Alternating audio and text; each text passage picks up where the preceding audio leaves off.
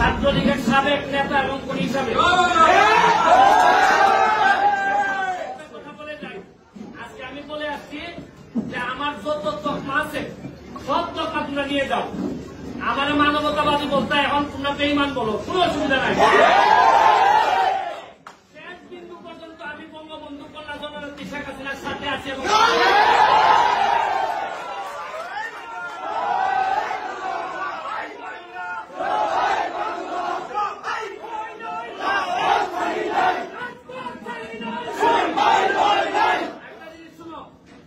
নতুন জেনারেশন 2001 পরে আমি রিপন নতুন ভাইদের সাথে দাদু ভাইদের সাথে লিয়াকত ভাইদের সাথে রাজনীতি করার সুযোগ পাইছিলাম। বিরোধী দল আমরা জানি যে কি খারাপ অবস্থায় আমরা রাজনীতি করে এই জায়গা পর্যন্ত আসছি। তোমরা আমাদের উত্তরাধিকার, রক্তের একটা তাসির আছে। আদর্শের সৈনিকরা যদি একবার তারাই যান, একবার তাদেরকে কেউ আর দাবাই রাখতে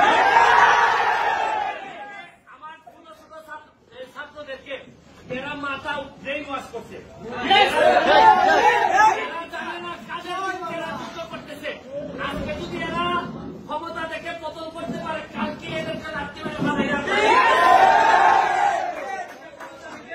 জামাত শিবির ক্ষমতা নিবে। এরা জানেই না এরা কিসের জন্য যুদ্ধ করতেছে, এরা জানেই না।